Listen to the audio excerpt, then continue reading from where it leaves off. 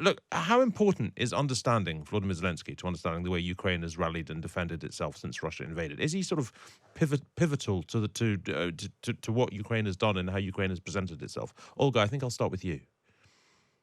Well, I think that's a great question. We presented in the book that actually it's really important to understand the nation that he is born out of, that nurtured him to become the man he is first, in order to understand his actions this year and over the past 3 years, quite frankly. So we kind of have it the inverted way around, that he is born of a nation where civic identity, state attachment, fierce sense of civic democratic duty is present and has grown exponentially in the population. Since his presidency, he has also, though, been able to rally some folks who did not previously see themselves part of this European liberal Ukrainian civic entity, and they have rallied to the state over the last 2 years, and certainly since February of this year.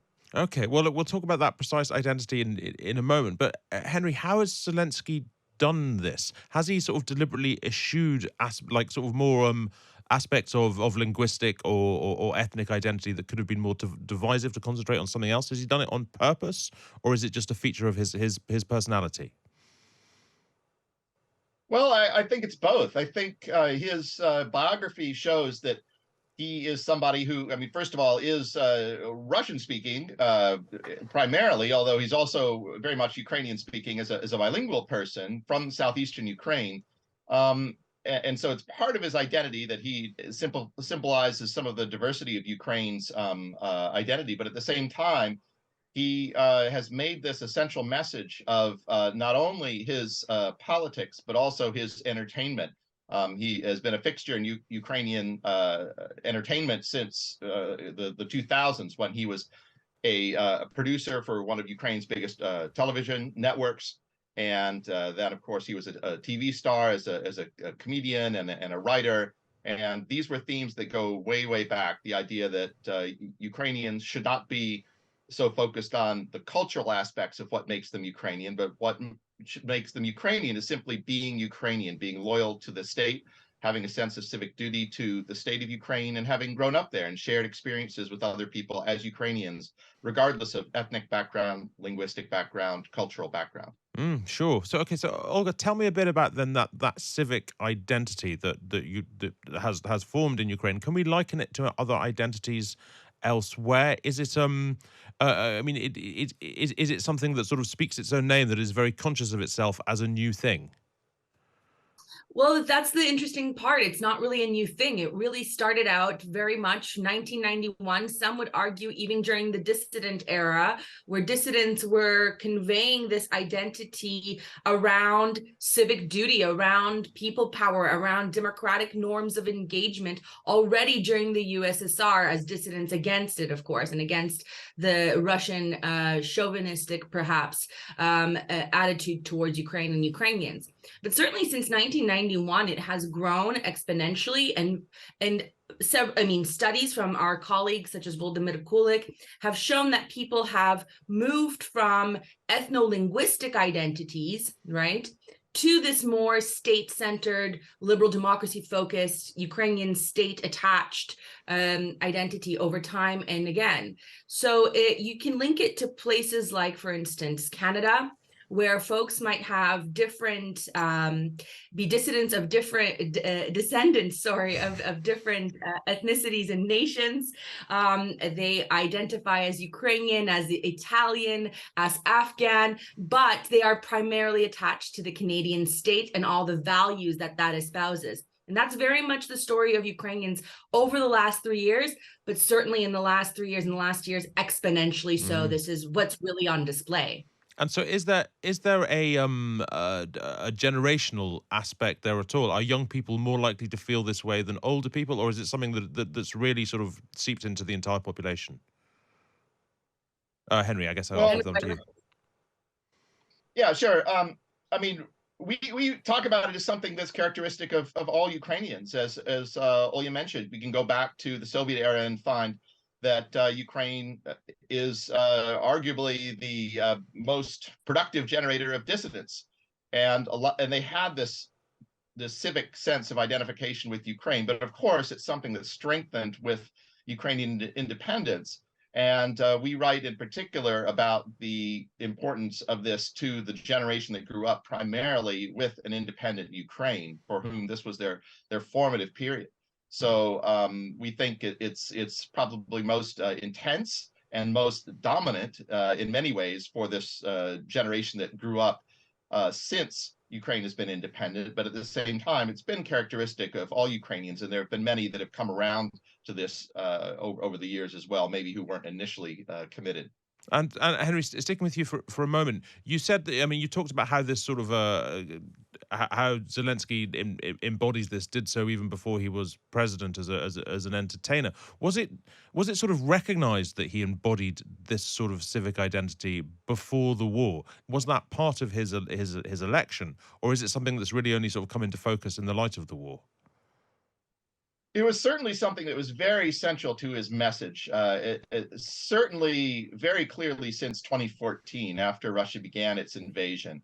After that point, you can definitely see that his satirical material was very much about being European oriented. It was about territorial integrity, the importance of getting Crimea back. I mean, it was all done through a humorous lens, but there was very serious parts to it.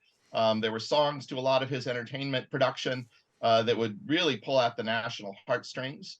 And of course, his famous show, Servant of the People, was also very much about this. Mm. And so, not everybody recognized it in Ukraine. Certainly outside of Ukraine, I think very few people recognized it.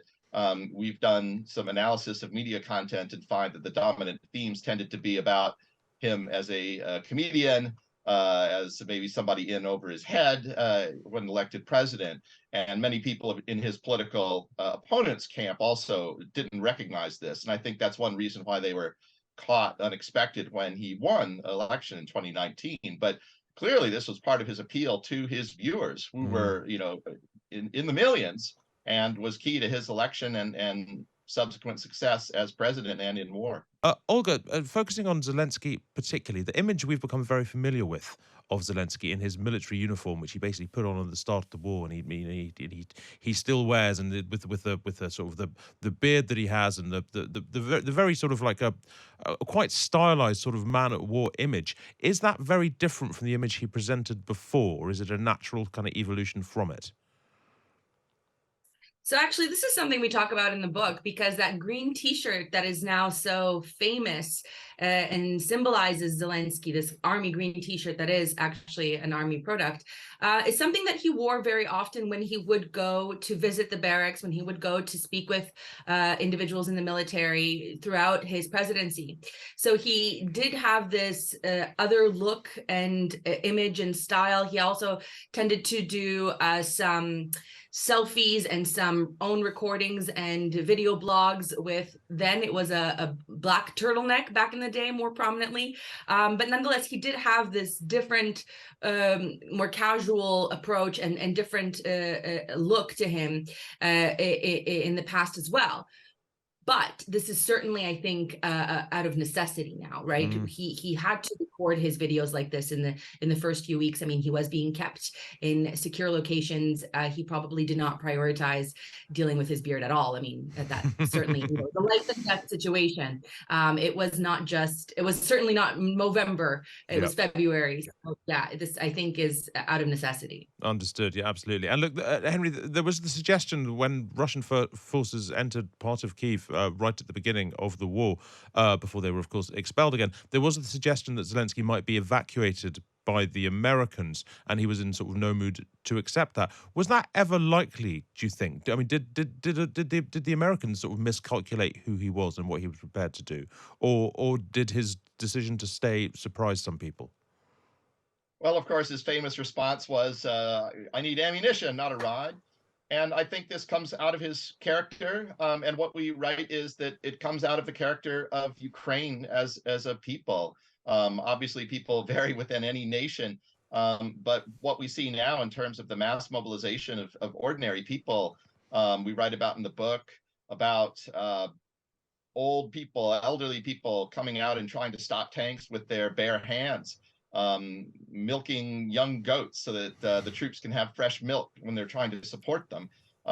These are all illustrations of how committed the Ukrainians are to their nation. So it would actually, I think, having known Zelensky, for anyone having known Zelensky, it probably would have been shocking had he accepted a invitation to be evacuated. This is just not what he's about, And nor what Ukraine is about, is what we write. sure, no, of course. And look, it seems pretty obvious, Olga, that Vladimir Putin underestimated Zelensky. I'm interested, I guess, from both of you, whether you think that underestimation by Putin, by Russia, was linked to a sort of failure to understand precisely the kind of civic identity you're talking about. Whether, Putin would have thought that someone like Zelensky is sort of a Jewish Russian speaker from southeastern Ukraine, whether he couldn't have grasped that somebody like that would care enough about the sort of the nation in its totality, or identify with the nation in its totality. Is there something like that there, Olga, do you think? No, I think you hit the nail right on the nose. That's exactly what happened. Not only did, I think, Putin miscalculate in this sense, that a Russian speaker from the southeast, whose parents openly said they voted for Party of Regions that was perceived to be more pro-Russian of a party in the past, associated with Viktor Yanukovych, the president that was deposed by mass mobilization in 2014 and fled the country to Russia. Yes, he was perceived to be from that part of the country, and they misunderstood that Russian-speaking Ukrainians, people who are not ethnically Ukrainian, have the same attachment to the state and civic identity. Not least, I think there are some Ukrainians, specifically Ukrainians from Western Ukraine and certain parts of Ukraine, that are associated with a Ukrainian-speaking ethnic Ukrainian, particular Catholic also identity. They, I think, underestimated him too.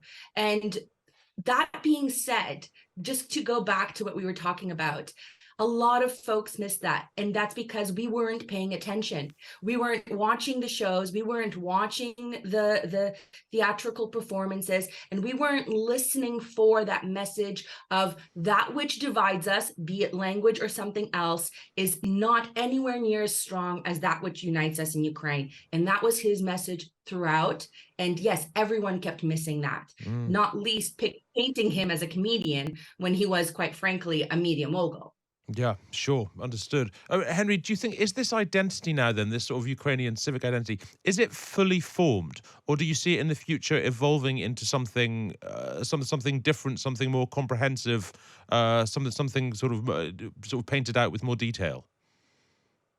That's a very interesting question, because it gets at the nature of identity, which to some degree is always shifting. If identity is about understanding your position in the world and your attachment to place, then to some degree there's something always going to be changing. But I think in this particular case, we do see a Ukrainian civic identity that is what we would call fully formed, in the sense that there's just this long-standing sense of attachment to the state. That's not going to change, certainly not anytime soon, and under any normal kinds of circumstances. And if it does, it's certainly not going to change in the direction of wanting to return to Russia. And I think that's been one of the big effects of the war, has been just to absolutely rule out the possibility of a Ukraine that could somehow re-enter Russia's orbit. There were political forces, as Olga alluded to, who had previously, prior to the war, and even some after 2014, advocated for a closer orientation towards Russia rather than towards Europe. And these were never a majority. Up after 2014, maybe 10% of the population, 20%, something like that. But now that sort of orientation has been completely discredited. And one of the interesting things is that many of the people in that camp, probably most of the people in that camp, have gone on to fight against the Russians and often lead those resistance efforts. And it's only been a very, very tiny minority that have collaborated at all. And so I think this is like one of the key points of the resistance, which is precisely as Olga mentioned, that the Russian speakers, even the people that had previously advocated a closer relationship with Russia, are adamantly opposed to Russian domination and are very much attached to Ukraine as a state. They just Mhm. wanted to have better relations with Russia. Look, before I let you go, Olga, Zelensky, he's Time Magazine's Person of the Year for 2022. He's going to be there's a Netflix special on him, I think, with David Letterman. He seems at the moment to sort of symbolize and embody the nation in the sort of way that, I mean, that doesn't happen that often. It's sort of like Mandela in South Africa type thing. Where is Ukraine after Zelensky? Not that anything bad is going to happen to him, but when he ceases to be president, as one day he will, are there other Zelenskys waiting in the wings, or is he fundamentally important to the nation holding itself and its current identity together? You know, Henry and I write about this in the book. It's actually the last chapter. We know that there are still Ukrainians, about a quarter of the voting population, that would not vote for Zelensky should he run in the next presidency, for instance. So those who were opponents to him, this hardcore of opponents, have stayed opponents and have criticized him. And for a lot of these individuals, they do actually want a very particular type of Ukrainian identity to be protected, and Ukrainian language to be really front and center of any discussions of what it means to be Ukrainian.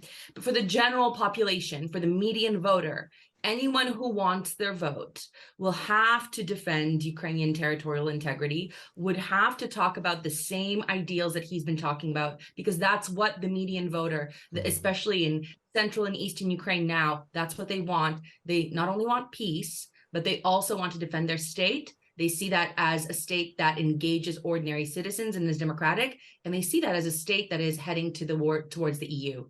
And I think it would be any politician that came after him that did not suggest these things or continue these policies would just not have a chance in any election.